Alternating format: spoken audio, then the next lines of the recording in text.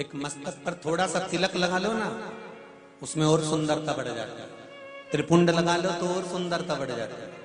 हमारे यहां तो शास्त्र यहां तक कहता है, गर्भवती नारी का जब गर्भ रहता है और उस समय पर गर्भ में जब संतान रहती है और ग्रहण, चंद्र ग्रहण हो चाहे सूर्य ग्रहण हो, ग्रहण अगर पड़ता है तो परिवार में शास्त्रों में ऐसा वर्णन आता है कि गेरू, गेरू मतलब लाल चंदन। कौन सा चंदन?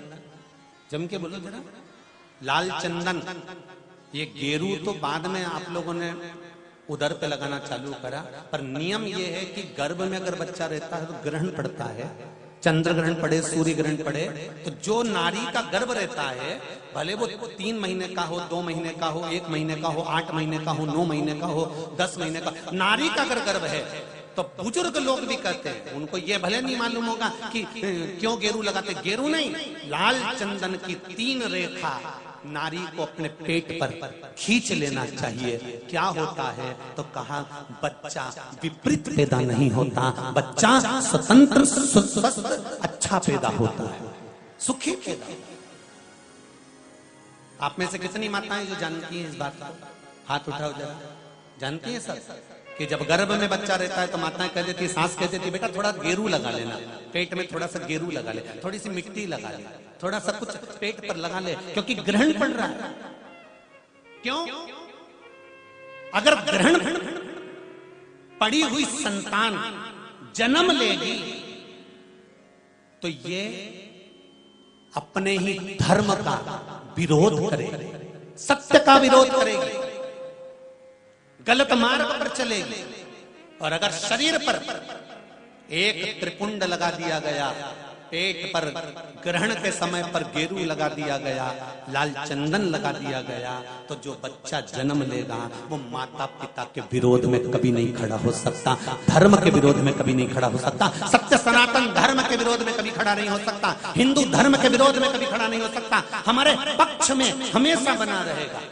सनातन धर्म का कुल में पैदा होकर, सनातनी होकर, हिंदू धर्म में पैदा होकर भी अगर कोई हिंदू धर्म का विरोध करता है तो समझ लेना कि यह ग्रहण की औलाद पैदा हुआ है, ये साधारण नहीं है, ग्रहण से पैदा हुआ है। इसलिए सनातनियों का भी विरोध करने के लिए खड़ा हुआ।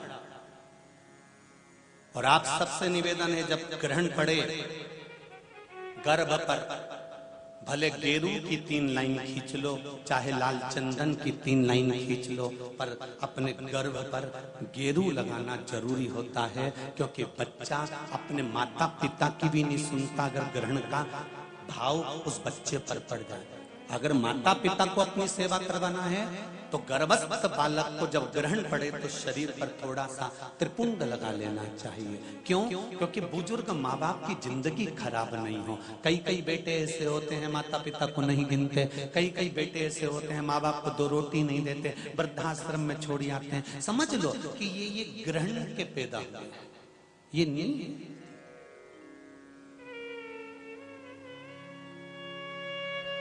आप लोग जानते हैं ना माता, सत्यता में बोलो, जब ग्रहण का समय आता है तो आपने अपनी बहुओं को कहा कि नहीं कहा गेरू लगाने का? बोलो जरा, हाथ उठाओ, किस किस ने कहा ये बात? कहिए। आप लोगों को ध्यान में है, बुजुर्ग माताएं इस चीज को जानती हैं।